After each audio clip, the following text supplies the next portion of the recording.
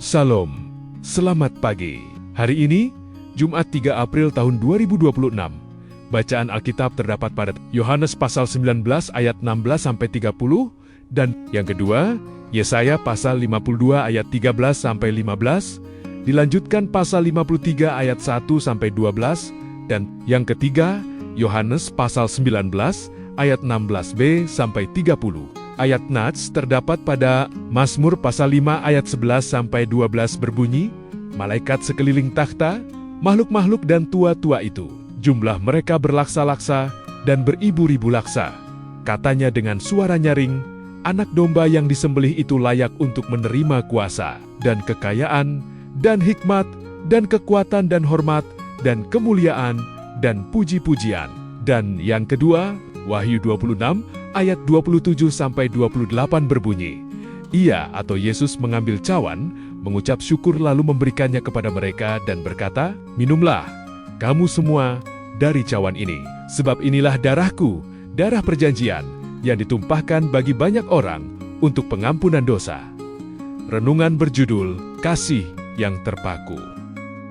Hari ini kita berdiri di bawah kaki salib, memandangi sosok pribadi yang menderita demi kita. Jumat Agung bukan sekadar peringatan akan sebuah kematian tragis yang mengerikan, melainkan perayaan akan kasih Allah yang melampaui segala nalar manusia. Yohanes pasal 3 ayat 16 mengingatkan kita bahwa salib adalah bukti nyata betapa Allah sangat mengasihi dunia ini. Di atas kayu salib, penderitaan yang digambarkan Nabi Yesaya menjadi nyata. Ia dihina, dihindari orang, dan tertikam oleh karena pemberontakan kita. Ia memikul kesengsaraan yang hebat itu agar kita beroleh damai sejahtera.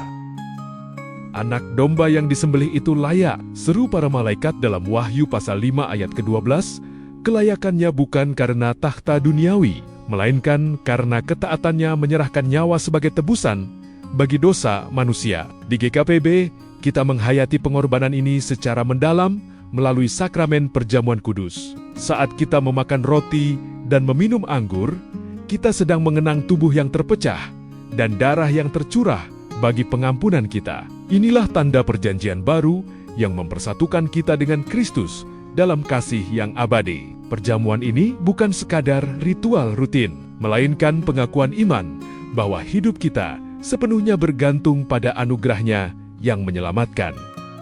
Mazmur pasal 117 ayat 1 mengajak seluruh bangsa untuk memuji Tuhan. Meski Jumat Agung tampak sebagai hari kegelapan, di dalamnya terpancar terang keselamatan yang abadi. Kematiannya adalah jembatan yang menghubungkan kita kembali kepada Bapa. Mari kita menghampiri salibnya dengan hati yang penuh syukur dan penyesalan. Biarlah kasih yang terpaku di Golgota itu memaku juga hati kita pada kesetiaan yang tak tergoyahkan. Setiap bilurnya bercerita tentang pengampunan, dan setiap tetes darahnya berbicara tentang pemulihan jiwa. Marilah kita terus memuliakan Dia, Sang Anak Domba, yang telah memberikan segalanya agar kita beroleh hidup yang kekal. Doa, ya Tuhan Yesus, layakkanlah kami untuk menerima anugerah-Mu, dan mampukanlah kami untuk hidup sebagai saksi-saksi kasih-Mu yang memulihkan dunia. Amin. Ditulis oleh Pendeta Isaac Rio Hernemus Bainuan. Salam bumi bersukacita dalam damai sejahtera. Terima kasih.